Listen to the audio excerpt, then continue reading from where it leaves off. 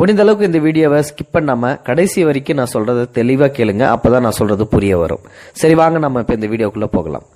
ஒரு middle class family. அவரு தன்னோட 3 பசங்களுக்கும் கல்யாணம் பண்ணி கொடுத்துறாரு. அவருக்கு ஒரே பொண்ணு, அந்த பொண்ணுக்கும் கல்யாணம் பண்ணி கொடுத்துட்றாங்க. ஆக 3 பையன் ஒரு பொண்ணு. இப்படி 3 பையனுக்கும் கல்யாணம் பண்ணி கொடுத்துட்டு பொண்ணுக்கும் கல்யாணம் பண்ணி கொடுத்துட்டேன்னு சந்தோஷமா வாழ்க்கை நடத்திட்டு வந்துட்டு இருக்காங்க. திடீர்னு அவர் ஒரு நாள் இறந்து போயிடுறாரு. அவரோட மனைவி பயங்கரமா கதறி கதறி அழுதுகிட்டு இருக்காங்க. இப்போ 3 பசங்களும் பாத்தீங்கன்னா அப்பா முன்னாடி நின்று அழுதுகிட்டு இருக்காங்க. பொண்ணுக்கும் தகவல் சொல்லி அமுச்சு விட்டுறாங்க. பொண்ணும் வந்துடுது. மொத்த ஃபேமிலியுமே பணத்தை எடுக்கிறதுக்காக காத்துக்கிட்டு இருக்காங்க. அந்த சமயத்துல தான் திடீர்னு ஒருத்தன் உள்ள நுழையிறான்.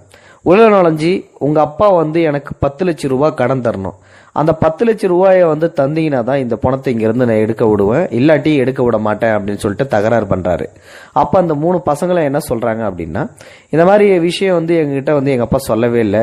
10 லட்ச ரூபா உங்கள்கிட்ட கடன் வாங்கியிருக்கிறதா நீங்க பொய் சொல்றீங்க. எங்களால அந்த 10 லட்ச ரூபா தரமாட்டோம், தர முடியாது.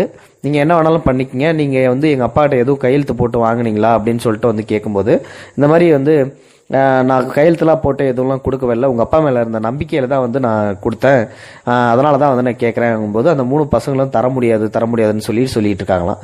சுத்தி நிக்கிறவங்கள்ட்ட போயிட்டு கேட்கறாராம், ஐயா என்னோட 10 லட்சம் பணம் போயிடுச்சாட்டுக்கு, நீங்க தான் தயவு செஞ்சு இவங்கள்ட்ட பேசி வாங்கி கொடுக்கணும் அப்படின்னு சொல்ல அந்த 3 பசங்களும் தர முடியாதுன்னு சொல்றாங்க.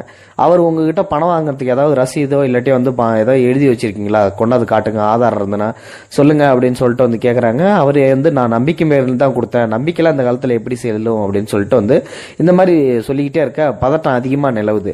கடைசியா ஒரே ஒரு வரியா சொல்லிடுறாரு, இந்த இடத்த விட்டு நான் நவரணும்னா எனக்கு 10 லட்ச ரூபா கொடுத்தா மட்டும்தான் இந்த இடத்த விட்டு நவருவேன், இல்லாட்டி பணத்தை எடுக்க விட மாட்டேன் அப்படின்னு சொல்ல அந்த பசங்களும் அதே மாதிரி நீ என்ன வேணா பண்ணிக்க, நாங்க பணத்தை எடுக்கலனாலும் பரவாயில்ல, நாங்க 10 லட்ச ரூபா பணத்தெல்லாம் கொடுக்க முடியாது அப்படின்னு சொல்லிட்டு அப்படியே தயாரா பண்ணிட்டு இருக்காங்க.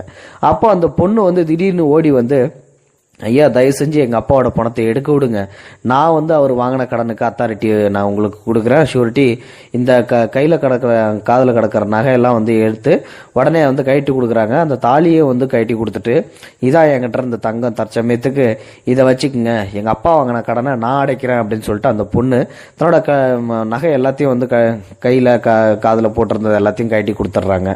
ஸோ அப்பதான் பாத்தீங்கன்னா அது அம்மா ஒரு நிமிஷம் நிறுத்துமா, உங்க அப்பா நான் என்கிட்ட 10 லட்ச ரூபா கடன் வாங்கல, உங்க அப்பா கிட்ட தான் நான் வாங்கியிருந்தேன்.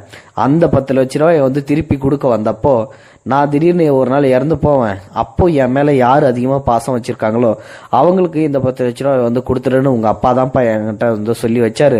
அதனால தயவு செஞ்சு நீ இதாம்மா இந்த பணத்தை வாங்கிக்கணும்னு சொல்லிட்டு 10 லட்ச ரூபாயை அந்த பொண்ணுகிட்ட ஒப்படைக்கிறாங்களாம்.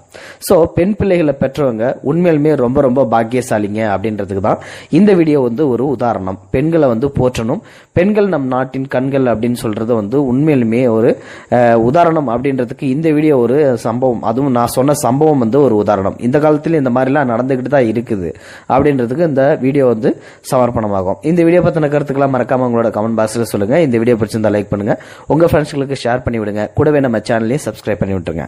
தேங்க்ஸ் ஃபார் வாட்சிங். இது போன்ற செய்திகளை உடனுக்குடன் நீங்கள் தெரிந்து கொள்ள மறக்காமல் எங்களுடைய சேனலை சப்ஸ்கிரைப் செய்யவும், கூடவே பக்கத்தில் வரும் பெல் ஐக்கானையும் கிளிக் செய்யவும்.